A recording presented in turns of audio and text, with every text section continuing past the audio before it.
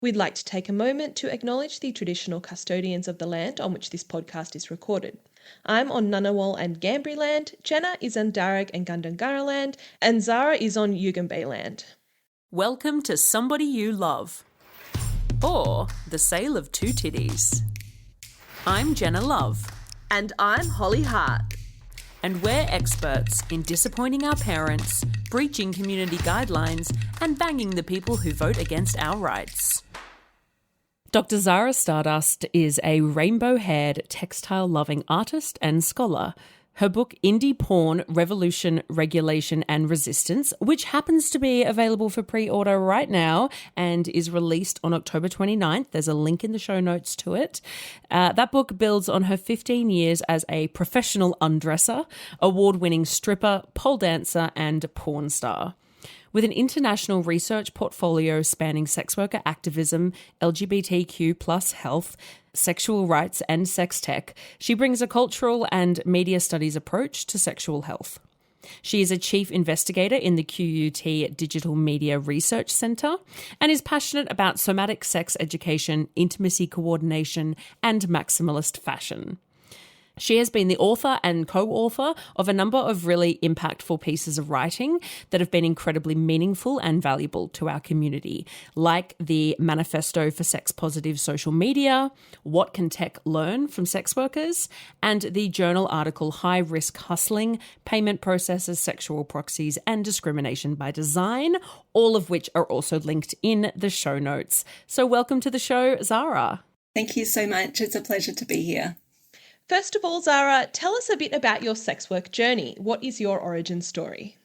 Yes, thank you. Well, I started as a stripper and I was working in clubs around Sydney CBD and King's Cross, lap dancing, and I was a pretty terrible hustler, to be honest. I'm quite bad at selling things generally, but I loved podiums and I loved dancing and I loved pole, and I was meeting all of these really incredible women who were just so athletic and majestic and captivating. And one of those women was Bobby, who was teaching pole classes to the dancers at Pure Platinum. And it was before she opened the first ever Sydney pole dancing school with Jamila DeVille, which would later become Bobby's pole studio. And I had started doing pole classes and I couldn't touch my toes. I couldn't get upside down. I had never done dance before, but I was quite strong. And so I started doing more pole so I could get more feature shows and kind of travel around to venues doing the 1 a.m. feature.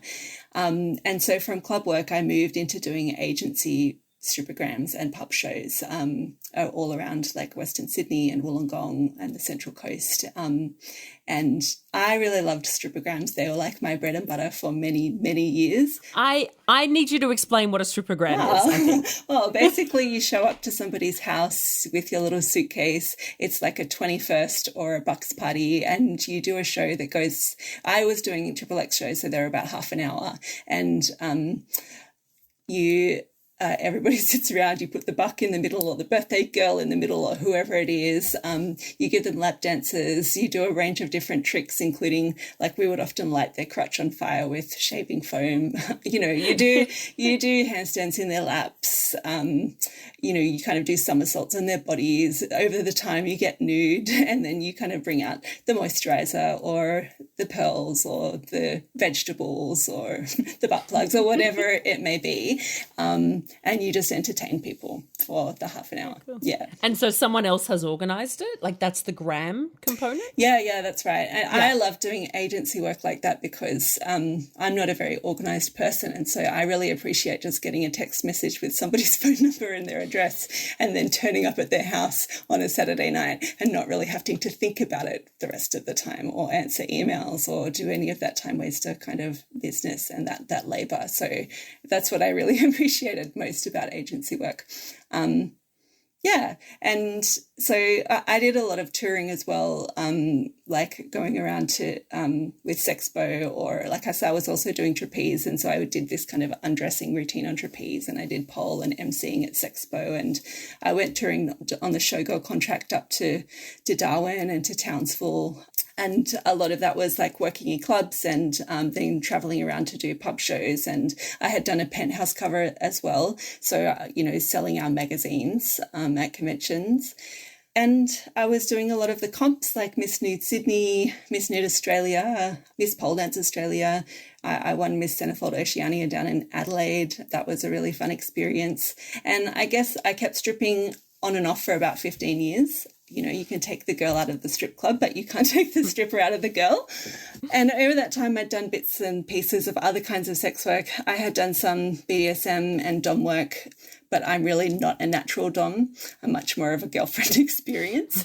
And then when I first started brothel work, I was like, wow, this is so different to stripping. Like, I don't have to walk around for 8 hours straight in 6-inch heels, in cold air conditioning, pretending to have a good time, really like busting my body. I was like, wow, like in between clients, you just hang out in the back room and do whatever. I'm like, this is amazing. But it was also like a really different skill set to get used to as well, a different relationship to touch and intimacy than stripping. And there was a time when I had put an ad up on Scarlet Blue to start doing private work, when 2 of the stripping agencies called me and they were like, we can't represent you when you're doing that work. Oh, and wow. Yeah, it was this massive drama. And I had to have these real conversations with them about hierarchy, and like, because so many stripping agencies just have this distinction that like, we're entertainers, we're not personal service workers. It's like different industries and different unions and all of that stuff. But like their line is often like, the customers will get confused, which is just absolute BS because really that is not the case. Or like, we can manage our own boundaries and be explicit about our own boundaries and be clear about what we're actually being booked for. And then I guess from there I had started doing some porn work by doing sites like Feck and like I Shot Myself, I Feel Myself, Beautiful Agony, Abby Winters, all of those. And I'd started working with lots of other sex workers and porn producers in Australia and overseas. And I was really lucky to be able to shoot some scenes with some really beautiful people, including Gisley, April Flores, James Darling, and lots of Australian kind of indie porn veterans like Kim Combs and Helen Corday and Gala Banting when she was running Sensate Films. And we made a lot of short films that were for festival circuits in Europe and in North America and the UK. Yeah, and I was running my own website, which was called Explicit Diary of an Exhibitionist Femme, just creating my own content, which was really fun. And I kept doing that work during the pandemic. I did a little bit of OnlyFans work, doing custom videos and photos. But nowadays, for the last few years, I've mostly been doing academic work, but I have done bits and pieces of sex work because I can't really bring myself to ever retire. So I'm an opportunistic sex worker now, I suppose. Yeah, that's very, very relatable. I actually had the privilege of seeing you on stage, seeing you as your showgirl self in 2012, and it was amazing. I was a dancer at the Capital Men's Club here in Canberra, and you were on stage, and I was so intimidated and so in awe of you, and I followed you on all of your socials, and I never spoke to you in the club. I sat in the corner like, oh my God, look at her, she's a star, and you were just so graceful and athletic and incredible, and this whole time I've sort of, it sounds so stalkish, I've sort of watched you, but it's just, yeah, it's so cool to sort of meet you today after 12 years of idolizing you. So, yeah. Oh my God, that's so amazing. The Capital Men's Club is a really quite beautiful venue. I think I must have gone down there for summer nights. Like I remember because we went and like sat in people's cars and did laps in their cars during the daytime. Yeah, but I remember I went down there for one of the Miss Nude competitions as well. And yeah, that's amazing. Yeah, it's crazy. Thanks isn't so much. Yeah. I met some really beautiful performers down there as well, like so many amazing sex workers. Yeah, that era of particularly showgirls was just incredible. Like some of the women, have gone on now to be really quite high profile. What would you call them? Sort of I don't know, OnlyFans models or online workers, content creators. Some are, now quietly escorts. Some have moved on to other things, but they're all people who I remember as just really kind, beautiful people and just stars. Like the quality, I don't know, I haven't seen a show on stage in a long, long time now, but just incredible. Yeah. Yeah, and I remember they had like quite good poles there and They were great. a rigging point for aerials, because I think I might have done Yes. trapeze or lyra there at some point as well. Yeah. Yeah. Good place. Yeah, and a beautiful back room for lap It was dancers. beautiful. Yeah. Wow, small world. It is. Yeah. Once a whore, always a whore. I'm really glad Holly had told me that. And I was like, oh my God, you have to tell Zahra. That's awesome. And she was like, oh, I don't know. It's weird. So I'm glad I you had said to. it. It just brought back all the memories. And I remember that night and being like, oh my God, she's so cool. I can't talk to her. Oh, no, always talk to me. I'm so down to earth. So I've learnt and I'm loving it. So you've been more in the academic space of late, once a whore, always a whore, but still. And so you've written a book. Where did the idea to write a book come from, and write this book in particular? And can you give us an idea of what what your readers can expect from it? Yeah, so the book is based on my PhD research. I had done my master's previously about striptease because I was really interested in people's kind of feminist practices and feminist activism at work. And the PhD was in arts and media. It was at UNSW, and it was partly an autoethnography, so writing about my experiences creating porn. It was also involved qualitative interviews with porn performers and producers in Australia, as well as people who were kind of classification stakeholders in different ways. So like I spoke with Archer magazine, who had the cover of one of their editions ripped off the magazine and not allowed to be shown on newspaper shelves. Also spoken to kind of icons like Slick magazine, the Queer and Feminist Politics and Porn magazine. And yeah, I'd also done like kind of looking through case laws and reviewing the regulatory framework. And at the time I was doing the PhD, I had studied law as an undergrad, and I was working as the policy advisor at Scarlet Alliance. And so we were doing lots of submissions about pornography. There were all these inquiries about pornography. And then from my position as someone making porn, but then also in conversation with regulators, I was just so struck by their total lack of knowledge of what goes on. And often politicians, like their platform for talking about porn is that they don't watch it, or like they're expected to resign if they confess that they do watch it. And so they're like clearly not the right people to be assessing it or regulating it. And they rarely listen to the needs of people creating it. So I called the book Indie Porn Revolution, Regulation and Resistance, because it's about, on the one hand, the revolutionary potentials of indie porn, like looking at how technology has kind of democratized production and that kind of tech utopian promise, but also the regulatory fantasies of governments and regulators. Like they have this really static idea of what pornography is and what pornography does. And then the resistance politics that gets employed in this clash between them and how people navigate this framework. So the book is divided into 4 different parts. The part 1 is porn cultures, part 2 is regulatory fantasies, part 3 is the hustle, and part 4 is tensions and provocations. And it begins in porn cultures talking about the kind of pioneering interventions and provocations of this social movement beyond ideas of like inclusion and diversity, but also people's demands for collective ownership of media products, for better labour rights, for more distributed wealth, performer needs around digital privacy, those sorts of things. And then in terms of regulatory fantasies and looking at the different kinds of frameworks of risk and harm and offensiveness and now brand safety that have kind of made their way from historical obscenity legislation and classification laws into new forms of online content moderation. And from there in the hustle, I look at like what are the tactics and strategies of indie porn producers to try and survive in this climate, and how people mobilize different narratives of authenticity, or they try to build a base of ethical consumers, or they create their own affiliate programs. And then I look at some of the risks of that in terms of employing respectability politics and the problematic distinction between what is good porn and what is bad porn, and some of the pitfalls of engaging in porn law reform. And the book ends in this place where it's kind of about looking at automation and artificial intelligence, and the ways that is involved in now regulating pornography.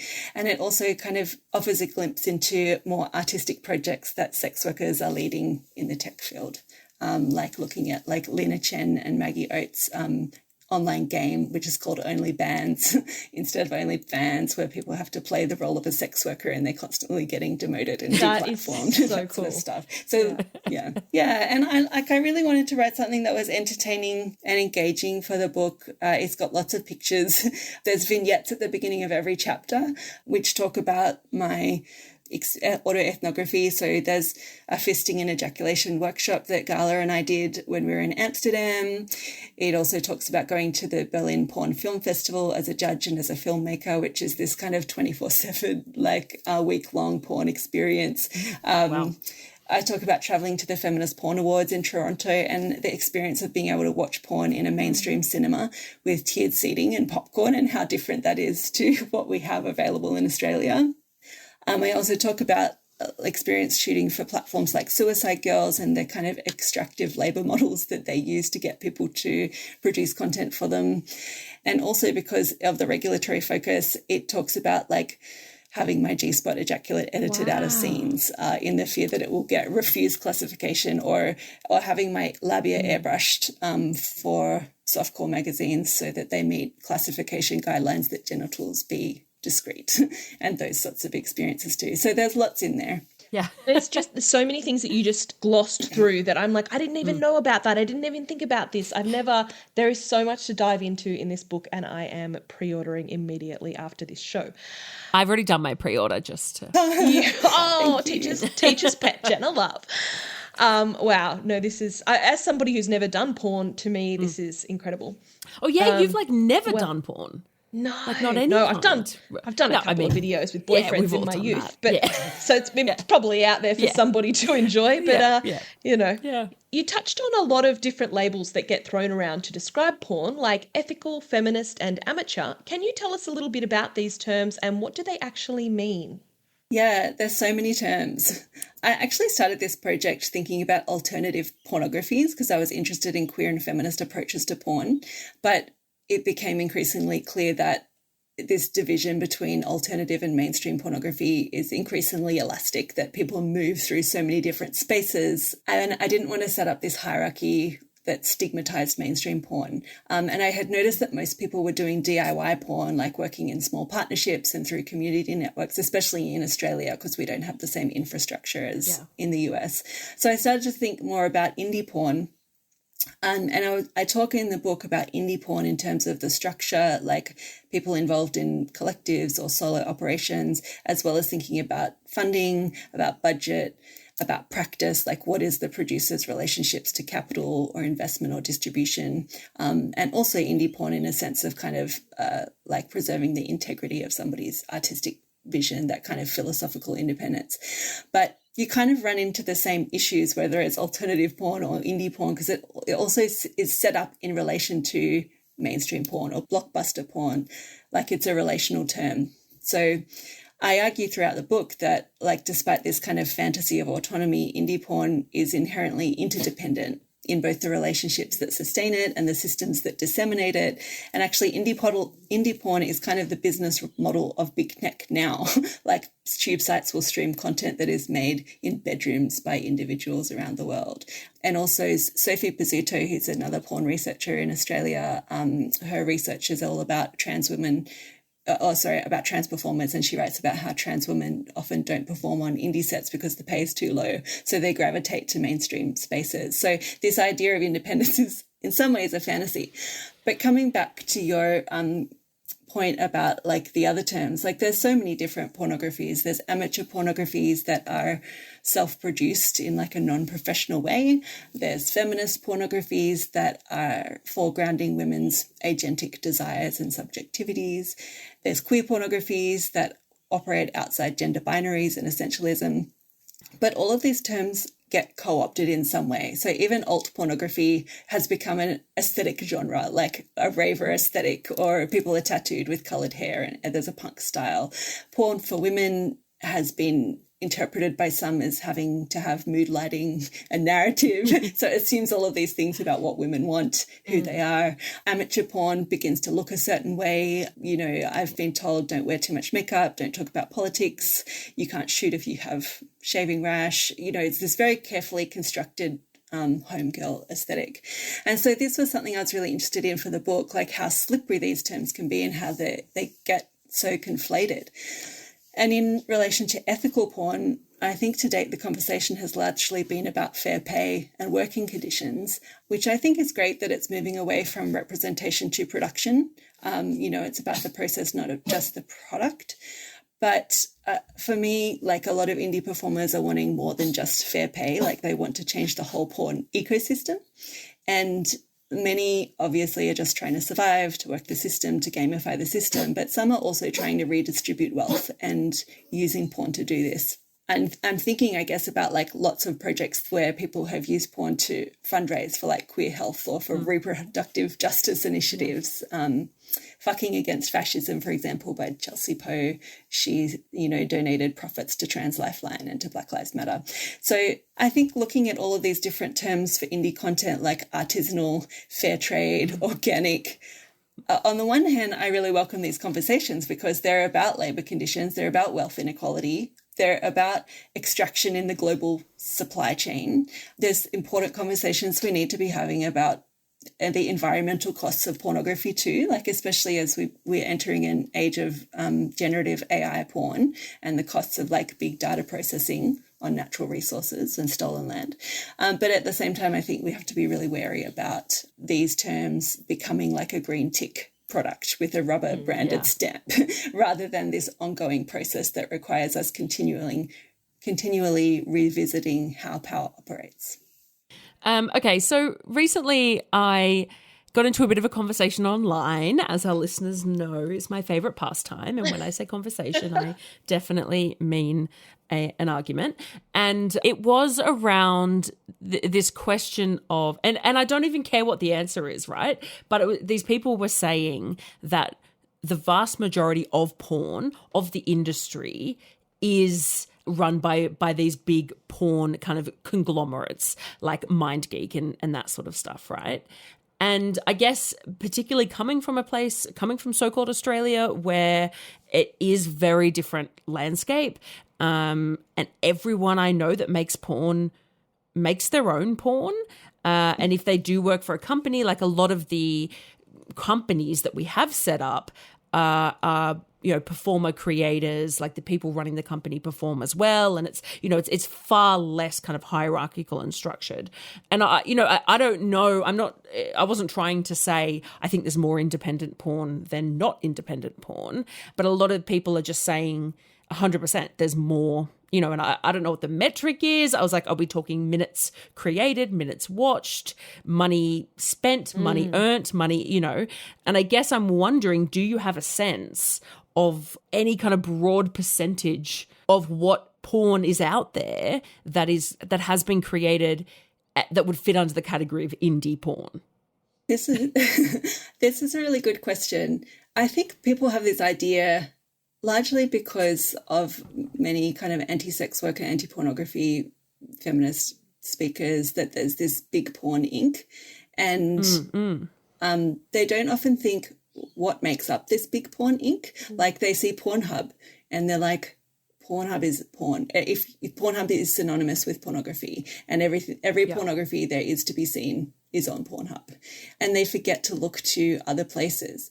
And I think that's a real problem because they become the kind of centralized one-stop shop for all pornography. And then if you want to look at pornography that's on Pink Label TV or Indie Porn Revolution or like any sex workers OnlyFans, those sites tend to get demoted or you can't find them in search results because Pornhub has kind of cannibalized the search engine results. And that's a really important and media problem in terms of like the regulation of the infrastructure. And I think there's a lot that governments could be doing in terms of kind of anti-competition and antitrust laws to ensure that media monopolies like that can't exist. And it's true, Pornhub, and MindGeek, before that Manwin, now it's been bought by Ethical Capital Partners. And I know that they are doing some consultation with porn scholars and sex workers to see what their creators want. But of course, they're a multinational conglomerate and they are defending multiple lawsuits for a range of different things, including historically for piracy. And they also are defending some lawsuits at the moment in Europe around kind of using user data without letting people know that they're using their data, even though majority of what they do is data processing, to identify people's different sexual preferences and then sell them back to them and kind of curate desire in that way. So there's lots of problems with media monopolies generally. That's not to say that Pornhub is different to Facebook or Meta or, many of the other social media platforms and very large online platforms that exist. And we shouldn't kind of stigmatize porn or exceptionalize porn in that way. That's a big media monopoly problem. In terms of indie porn, absolutely in Australia, we usually call it cottage industries because we don't have the infrastructure that there is in LA, for example. We've never had porn studios and that's largely because porn has been mostly criminalized in most states and territories, which I think that a lot of people forget. They're like, we need to regulate porn. And it's like, did you know that it's actually illegal to produce porn in most states in Australia? It's illegal to produce it. It's illegal to sell it, to distribute it, to screen it. And in the Northern Territory, since the Northern Territory intervention, it's illegal to consume it or to possess it, for some communities. And so there's also this whole racialized aspect to where pornography being used as a tool for settler colonialism and in terms of how people are allowed to manage their own media content. Yeah, so absolutely in Australia, indie porn is the dominant model. In the US, it's a little bit more centralized. But around the world, platforms like Pornhub rely on indie production, and that's becoming much more decentralized as we have production hubs now in Colombia and Romania and other places around the world, particularly the very wide distribution of camming sites. That is kind of the model that they outsource the production. And it's tech companies, although Pornhub, MindGeek did buy up a lot as part of their kind of strategy. They bought up a whole lot of production companies as well as distribution companies. So they became this monopolistic producer and distributor. Yeah, I think that it's important to think about who makes the money. It's a problem that the money is not going to the independent producers because Pornhub is largely, people use Pornhub for traffic. They try and divert traffic to their own sites. There's a massive wealth inequality between who can earn money on Pornhub, and the same with OnlyFans. I think the top 1% of content creators on OnlyFans earns 33% of the income, and the median income earned on OnlyFans is $180 a month. And so people have this idea that pornography is big business, but it's actually big tech is big business. And then porn producers and porn performers are just kind of trying to survive in this system. So it's the system that we need to change to redistribute the wealth. So in the book, you talk about how in order to survive and thrive, sometimes porn producers end up reproducing hierarchies of stigma themselves. Could you give us an example of that? Yeah, so all these markers that we were talking about, terms like artisanal, organic, fair trade, they're really ways for producers to find their audiences and get search results and to differentiate their products. And in an era of tube monopolies, people have to do that to differentiate their work. And so these terms kind of command a higher price for the content. They operate as this point of distinction. They're marketed to a pool of ethical consumers. But often that relies on some form of porn stigma. It constructs this image that mainstream porn is bad, that all porn is fake, that consumers are all like dirty old men. And sometimes the marketing narratives themselves are driven by what I call a politics of repudiation. So like, we are not that. We don't have acrylic nails. We don't have implants. This is real, authentic sex. This is the kind of sex that I would have for free.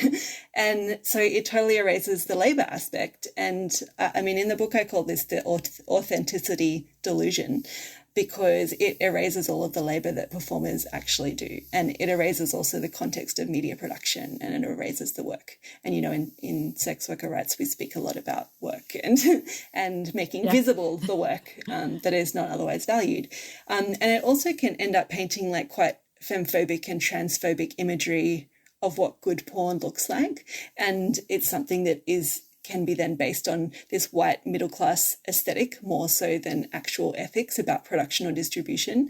So taste becomes a proxy for ethics, and aesthetics becomes a proxy for ethics. And you get these conversations about what is good porn. And then that becomes dangerous in terms of law reform and lobbying. A few years ago, there was an inquiry into pornography in Australia, and in their report, the government spoke a little bit about maybe we should be trying to promote ethical porn or regulate only ethical porn. And the example they gave was like porn that creates healthy and respectful relationships. But like, what does this mean? Like, does that mean like we can only have representations of vanilla, able-bodied, coupled, cis-normative, heterosexual sex, and that becomes legal, and then everything else becomes criminalized? Yeah. And then in the book, I talk also about websites that try to brand their content as 100% legal, or their performers are 100% not trafficked. Wow. Or they donate to anti-trafficking organizations because they feel like they have something to compensate for. And it's very difficult to say that your content is 100% legal or that your performers are legal, because there's so many variables to what that means in people's individual context, who they are, where they are. And also we know like that precarity to workplace exploitation for migrants is really caused by the lack of safe migration pathways, and by racist border policies, and by the criminal justice approach to trafficking that poses barriers to people actually being able to talk about exploitation without fear of arrest or deportation. So for me, the issue is like this kind of language involves distancing oneself from the people who are just trying to survive criminalization or late-stage capitalism, instead of actually fighting the carceral structures that create their precarity. And in the book, I was really interested in unpacking this language and developing a more nuanced vocabulary for reading content, because we do need to be able to have conversations about the labour conditions, where the performers had input into the marketing language and their descriptors, whose sexual subjectivities are being foregrounded, who controls the means of production and the channels of distribution, all of those things. Those are really important political economy questions that we need to understand how the representations get produced and consumed. And of course, what is good porn, in quotation marks, means something totally different to performers versus consumers. and also, isn't there pleasure to be had in bad porn? Like, surely we don't want our porn to all be respectable. I mean, isn't that the point, that porn reflects culture, it creates culture, it pushes boundaries about how we think about bodies and body fluids and humanity and our messy sexuality.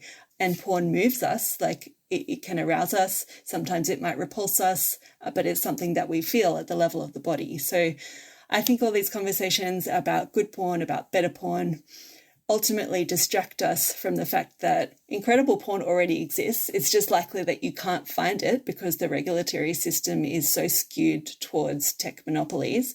And it diverts us from actually challenging those kind of regulatory, economic, technical structures that shape what pornography is possible, what pornography is viewable. You touched briefly on proposed law reform. There's a lot of discussion at the moment about how governments are regulating pornography, with proposals for age verification to restrict access to minors and incentivising platforms to screen their content for pornography. Is there a better way for governments to be regulating porn? Yeah, I mean, I find it pretty wild, to be honest. In May this year, the government, you probably would have seen, announced a $6.5 million trial of age assurance technologies, even though there was kind of consensus that the market was immature. And I did some research recently with some colleagues at QUT into a common facial recognition age estimation software, and we looked at 10,000 different faces. And unsurprisingly, it worked better on white faces. It worked worse on dark faces. Boys were more likely to be misclassified than girls, and it got people's age wrong by up to 40 years. And so the technology is problematic, but also it's not just the technology, because we know humans are also not very good estimators of people's age. And they always look for things like that are highly variable, whether it be like wrinkles or facial hair or breast size. Those things are not determinative of people's age, but it's usually what they will pick up. And then at the same time, we have like all of this legislation, you know, in Australia, in the UK, our Online Safety Acts, FOSTA, SESTA in the US, this kind of massive focus on takedown and removal. And then at the same time, governments never really do anything proactive to address any of the issues of the porn ecosystem. And in my research, I spoke to some of the people who are involved in the classification and convergent media review about 10 years ago in Australia, and they told me that the politicians were actually really surprised about what the laws were, or they didn't realise what they were responsible for, or there was such a high turnover of staff they didn't really understand the history of porn regulation. So they're like, why is porn so bad? You know, why can't we have better porn? As if they're the first person to ask this question. But like, it's pretty unrealistic to expect people to just create better porn when production is criminalized, or when the tube sites are dominating the search engine results, or when the algorithmic ranking systems are favoring white, slim, cis bodies. So how are people actually expected to create a better porn, especially when they have to censor body fluids or censor non-procreative sex or kinky intimacies? And then, like, what use is better porn when those producers can't even advertise on social media, or like when they can't even get access to banking? And so there's plenty that governments, I think, could be doing if they actually wanted to change the infrastructure or change people's relationship to pornography. Like, and some of these are not really about pornography, but they're about work more generally. Like, if they don't want people to experience labor exploitation, that why not cancel student debt or offer free education, given that like students often create porn to fund their tuition? Or if they don't want people working to survive, then roll out universal healthcare and give people housing and food. You know, if they want to prevent trafficking, they can establish safe migration pathways. And if they're actually concerned about misogyny in sexual scripts, then they should be also considering how they're cultivating misogynistic cultures off screen. I think there's also like practical things that they could be doing in terms of funding indie porn or having grants for sex worker owned platform cooperatives. And they definitely could be developing porn literacy curricula that includes the voices of porn performers. So I think there's lots of aspects to a more radical porn agenda, but it involves governments actually having to stop and look at their own complicity rather than just blaming porn as the scapegoat. So many really practical solutions you've offered there. I just, so often I think we criticize the status quo, and I think that's really valid, and we need to. But it's that being able to go that extra step and say, well, actually, here's some options is, that's so valuable, and no one's able to hear those options because we've got all this murky soup of nonsense that we're trying to wade through. Yeah, and they ask the wrong questions over and over again. Like the names of the inquiries, like we've discussed before, are all like the inquiry into the harm being done to children by online pornography. So they ask the same questions over and again, and they have the same assumptions at the basis of it, that pornography is one thing and it's doing this thing, and there's absolutely no nuance to it. And so they don't ask how could we create a better environment for porn workers and porn consumers. And it's usually the people's voices who are heard in the policy debates are people who are kind of invested in selling the images, like the kind of business people, or they're people who are purporting to represent and protect children. So we don't hear so much from the young people themselves, and we don't hear so much from the sex workers ourselves. We don't hear from the consumers. So that's also a major problem about whose voices get heard and what questions get asked. So we asked our patrons if they had any questions for you, and they did. So I'm going to ask one of those, which is, what is your take on the state of academic research in relation to the sex industry? Are there different groups, so those that are pro, those that are negative, or even those that want to suppress it? And are you seeing things change? Yeah, like I think in terms of like media and the government's priorities, like I just said, I think it feels like Groundhog Day over and over, and it's the same debates, and there's new people, but it's like the same.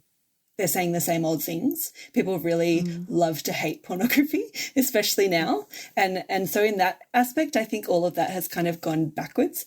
But in academia, I think it really depends on the discipline and on the methodologies. So like in psychology, which is often about impacts and effects, I think it does take a little bit more of a pathological approach, and there is a big focus on consumption and representation. And I think what's missing from that is any kind of media studies analysis of like why the images are the ones that you see, and then how people approach those images.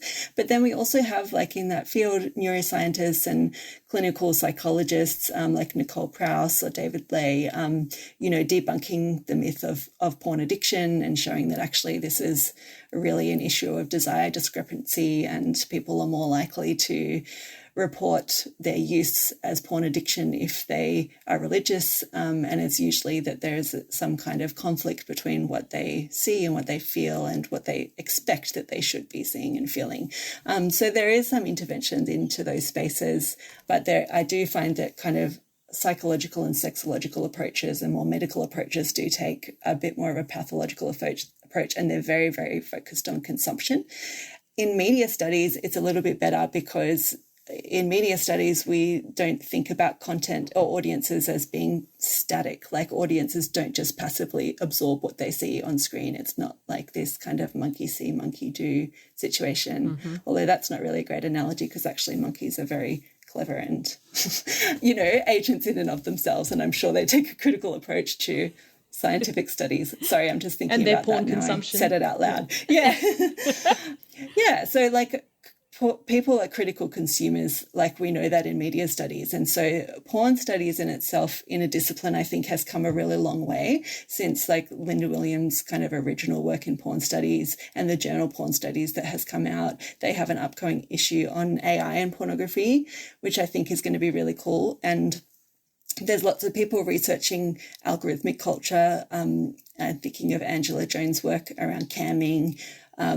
Alexander Monet has a book called The Digital Closet, How the Internet Became Straight, where he talks about like how porn and nudity classifiers actually work and all of the different words and synsets that go into building the image classification software and how they often rely on racial and homophobic stereotypes to link certain words together. And then that's how particular content gets picked up. Oh, I love that. I've got to get that. Yeah. Great. Yeah, it's amazing. Yeah. It's amazing.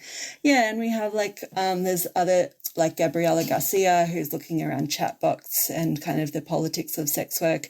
Roxana Diamond, who did her PhD on sex work, has been doing some work with me, and we've been thinking a little bit and writing about sex work and media ethics and mis and disinformation.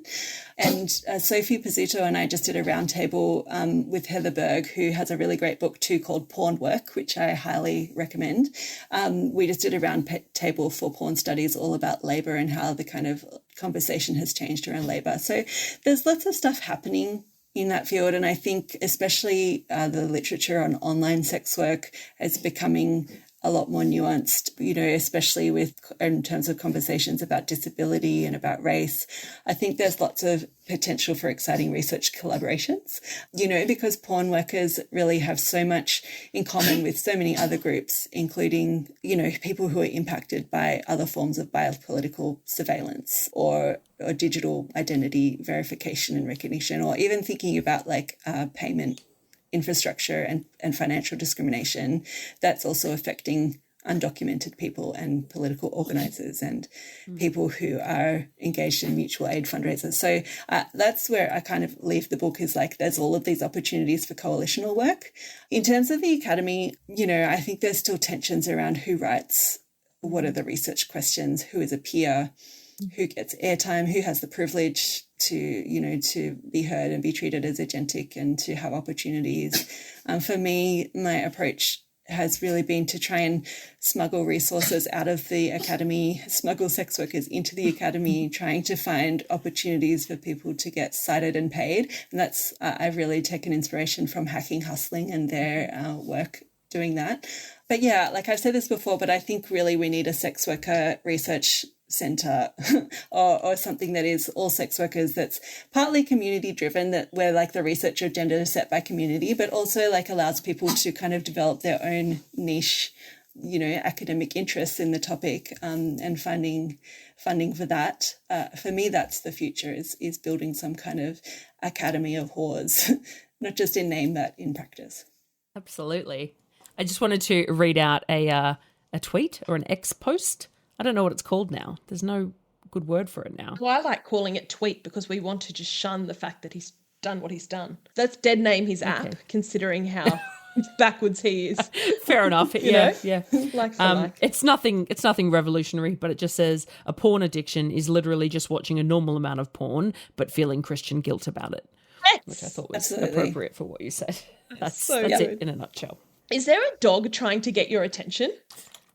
Yeah, sorry. I have a little chihuahua who's actually got chronic bronchitis, no. He's got a bit of a heart murmur and some fluid in his lungs, so he is a bit coughy. He's so cute. I can hear him.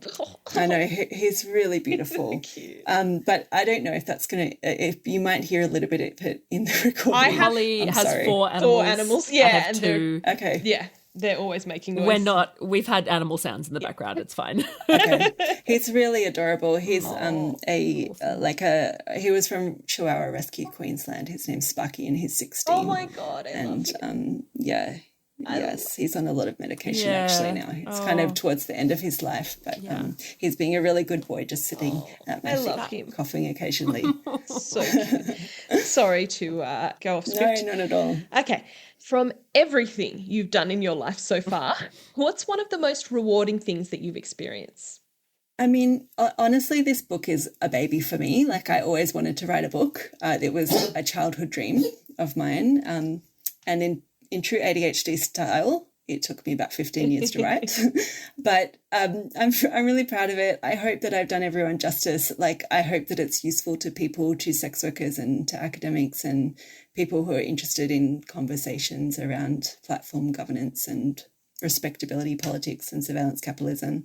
But I guess, like, in terms of, speaking of babies, I mean, one of the most rewarding things for me personally has been that I just had a baby not long ago. And there's actually a scene in the book about creating pregnancy porn, which was a dream for me for so many reasons. And it's the final vignette, I think, of the book before the conclusion. And I mean, for me, I never thought I would become pregnant. And I started IVF like about 10 years ago. And I had gone through like multiple egg retrievals and embryo transfers. And I had endometriosis that wasn't investigated until right at the end, typical.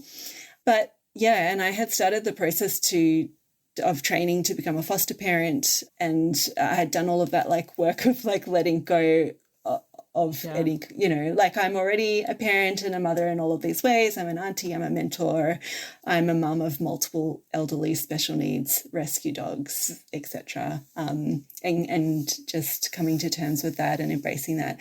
And I had looked into fostering and I had started the training to become a foster parent, and I was so worried about being seen as whether I would be seen as a fit parent. And, like even when I had gone through the process to become a lawyer, like I had to write a justification for why I should be considered a fit and proper person of good character. And just like, the family policing system is such a violent system that is responsible for so much trauma and so much theft, like literal theft of people's children, and especially for for obviously Aboriginal and Torres Strait Islander communities, but also for parents who are drug users or who are sex workers and for people with mental health issues. So it was a miracle for me when I did get pregnant with my lucky embryo number 28.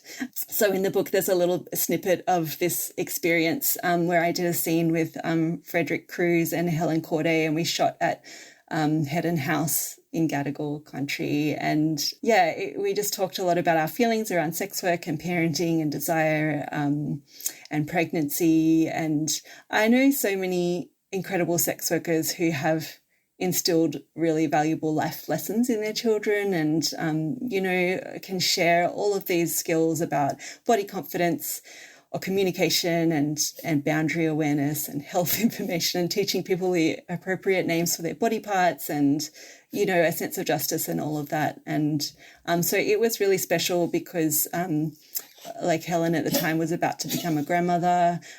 Frederick, I had babysat his kids before, and so it was this whole family affair that was really nice. And I had looked up at porn stars for years who had done pregnancy porn, Jet Setting Jasmine has really gorgeous, majestic, regal kind of pregnancy porn. Belladonna has this amazing milking scene. Madison Young and others who had shot during their pregnancies and really charted the progression of their bodies. And so it was really special to be able to do that and then to be able to include that in the book, talking about that and just thinking about how we cultivate our chosen family.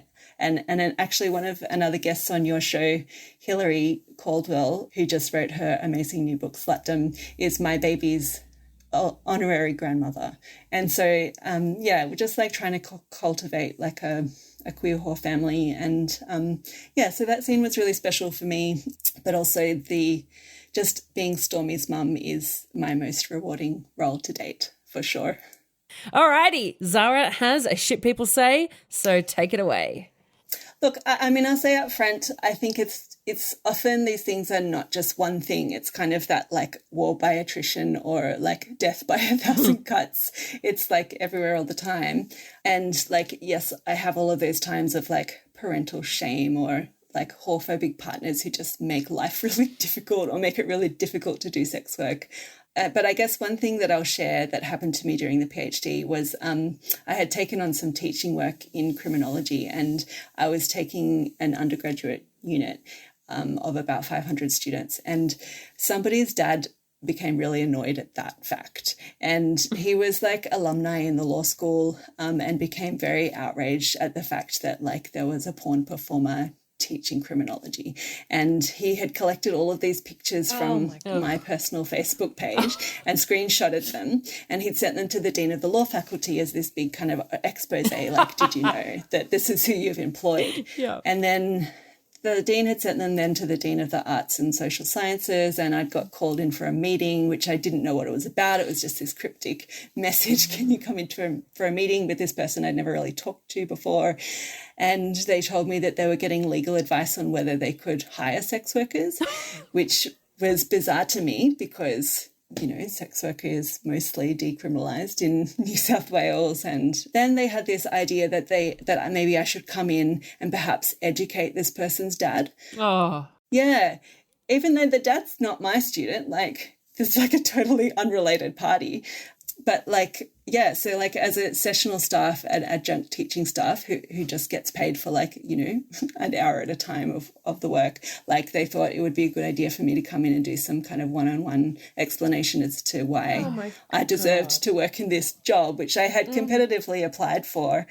But I think the uni just didn't know how to handle it. And so instead of sticking up for me, they kind of proposed that. But luckily my supervisor stepped in and said, this is totally inappropriate. Amazing. But yeah, I think moments like that kind of shadowed me throughout that degree, just weird moments of other colleagues telling me loudly in the hallways that they had watched my porn, thinking this is a way that we could connect together, but actually it's not really the appropriate time to talk about it. I didn't necessarily want to be out to all these other people.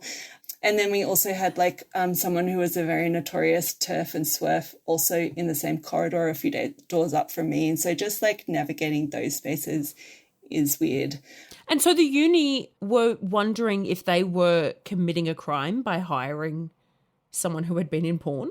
Like, I think that a lot of the issues that universities have with getting money to sex workers is around, are they funding criminal activity? wow. And I think it's the same with, like, you know, can we bring in sex worker speakers and pay them? And can we, Wow. you know, all of these other things around honoraria that they're worried about. If you're involved in criminal activity, are you kind of facilitate? Because there is so many, you know, regulations now around like money laundering and counterterrorism and all of that.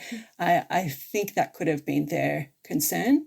I would never have even thought of that. I didn't know that was a thing. That's wow. Yeah.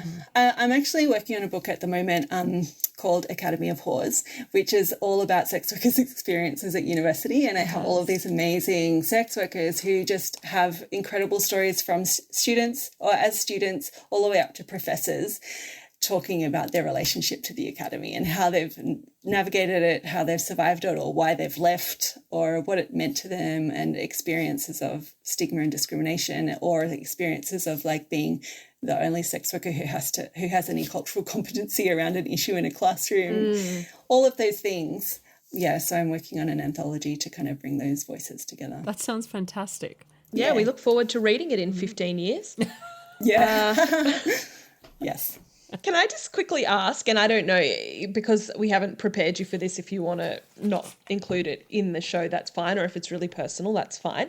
But where did all of this, like, academic stuff begin? Were you always going to go down this sort of route, or was it because of sex work that inspired you wanting to advocate, or, like, how did these two things sort of cross over, and where did that come from for you? Well, partly it started when I was doing this subject called Law and Gender, where we did a reading on pornography. And I was really intrigued by the readings, and I thought, wouldn't it be cool to do a PhD on pornography one day? That was like a long, long time ago. But it was also just my experience of kind of studying law at uni and then working as a sex worker. And I had been doing sex work like for a long time. And then I took some time off law and I went back to law. And when I got back, I had been doing all of these things. Like, I had run for parliament with the Australian Sex Party. I had kind of come out as queer and like shaved my head. I had like had a bit of a personal transformation. So by the time I got back to this law firm, I was like, there's absolutely no way that I fit here. And I could was thinking about work in a totally different way. And the people who they had a lot of, you know, I got pulled in to offices for conversations about my piercings and how they would put off the clients and they couldn't take me to meetings. And, you know, should I jeopardize my career for these decisions that I'm making now? And at the same time, I'm thinking, you're like the same person that I've just done a lap dance for at men's gallery down the road at lunchtime. And I was like, had my little suitcase of stuff under my desk to go out and do jobs after work. And I was like, this is not congruent for me. And also, like, I have no kind of, interest in that sort of corporate law. And so it was at that point where I was like, and I was really, really depressed and just kind of crying every day at work. And I'm like, this is not for me. So I left and went to work at Scarlet Alliance, and that was just so incredible to be able to work at an office where everybody brought their dogs to work. You could literally wear your pajamas to work if you wanted, and nobody cared. And still like that. And there's still dogs there. Yeah, and it was a way to like be involved in law reform and policy work without having to do black letter law. And so I really preferred that kind of approach of just policy writing and research. And after I left Scarlet Alliance, I went to work at ACON for a while doing more kind of LGBT. I was the policy advisor there too, so doing more LGBTQ health work. But I guess I've always, I think maybe it's a bipolar thing, but my mind is doing 1,000 different things at once. And so it's always like working horizontally and trying to collect information about things. And I think that's what probably makes me well suited to research, because I'm like curious about a lot of things in the world, and there's many tabs open constantly in the brain, and I'm like, let's investigate this. What else can I say about that? I guess it was just like, it kind of came from that conflict of like my own experience working in the industry and working at a community org and seeing like that the rest of the world was so totally divorced from those experiences or what actually goes on, and kind of my anger at that, and wanting to find a way that I could kind of contribute. Yeah, which you've done and continue to do. Yeah. I'm honestly, I feel like Zahra has just opened up so many tabs in my own head. I'm like, all of these terms that she's just introduced in my head that I knew of as broad concepts, and now I'm like, oh, there's a word for that thing. Yeah, I've got to go and look that up. I've got to look. Like, I think we need a glossary in the show notes. No, but they're great. It's just you've just put names to a lot of concepts of things that have frustrated me or issues in society that I'm like, okay, I've got to look into those things, and my brain's just been going on those. So I'm sorry, I've got no beautiful outro. I am overwhelmed, and it's just been amazing. I am so inspired, and just thrilled to have had you on the show. So yeah, thank you so much. Thank you so much for having me. It's such a pleasure to talk to you both. I'm such a big fan of you, and thanks for having this podcast where we get to listen to so many people's incredible stories.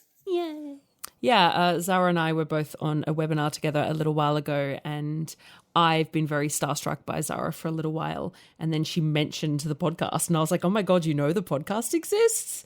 And so we've all, of course, it's a little trio of I've been starstruck for 12 years. So yeah. Yeah. So this is wonderful. Anyway, thank you so much. Go out and pre-order the book. Thank you. Thank you. Bye.